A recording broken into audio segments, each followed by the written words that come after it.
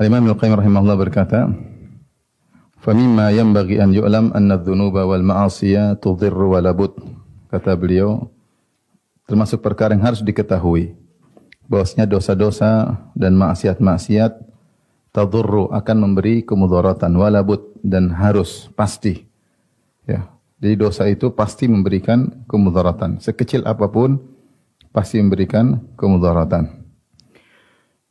Wa anna dhararaha fil qalbi, dan kemudaratannya di hati ya paling tidak akan menimpa hati. Kadharris sumumi fil abdan, sebagaimana racun yang menyerang tubuh. Racun kalau masuk ya ke dalam tubuh pasti akan memberi kemudaratan kepada tubuh, sebagaimana maksiat pasti memberi kemudaratan kepada hati. Ala ikhtilafi darajatiha fil dharar, dengan perbedaan tingkatan-tingkatan kemudaratan yang ditimbulkan.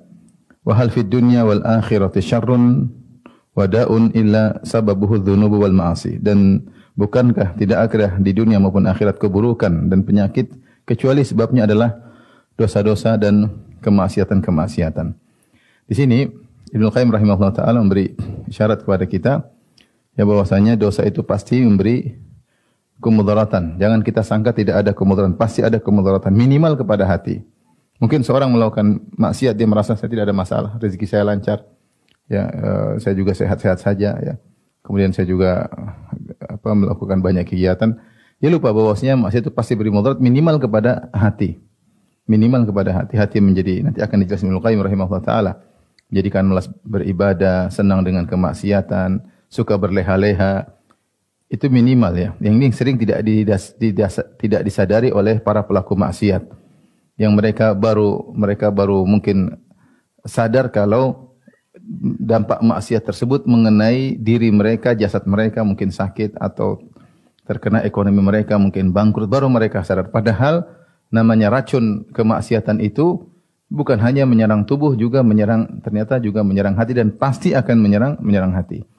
Namun dampaknya memang bertingkat-tingkat ya. Tidak semua maksiat dampaknya sama. Ada yang dampaknya kuat, ada yang dampaknya lemah, tetapi kata Ibnu Qayyim rahimahullah taala, bukankah tidak ada keburukan di dunia maupun di akhirat, tidak ada penyakit kecuali sebabnya adalah dosa-dosa dan maksiat. Dan itu benar kata Allah Subhanahu wa taala, ma asabakum min musibatin fabima kasabat aydikum. Tidak ada musibah yang menimpa kalian kecuali akibat perbuatan kalian sendiri. Ya, Allah Subhanahu wa taala berfirman, wa ma asabaka min sayyi'atin famin nafsik. Keburukan apapun yang menimpamu adalah dari perbuatan kesalahanmu sendiri. Semua ya, keburukan yang kita rasakan di dunia ini, kesedihan, kegelisahan, galaunya hati, gelisahnya hati, ya, penyakit, ekonomi yang sulit, ya, masalah dalam keluarga, masalah rumah tangga, masalah anak-anak, semua tanpa terkecuali. Sebabnya adalah dosa-dosa dan kemaksiatan-kemaksiatan. Seorang bermaksiat, dia merasakan kelezatan sesaat, namun dampaknya dari maksiat tersebut akan dia rasakan cepat atau lambat, dan bisa jadi dampaknya berkepanjangan. Maka seorang yang berakal hendaknya dia berfikir berulang-ulang ketika dia melakukan maksiat, dia ingat bahwasanya maksiat itu pasti ada dampaknya, cepat atau lambat minimal akan menyerang hatinya. Baik.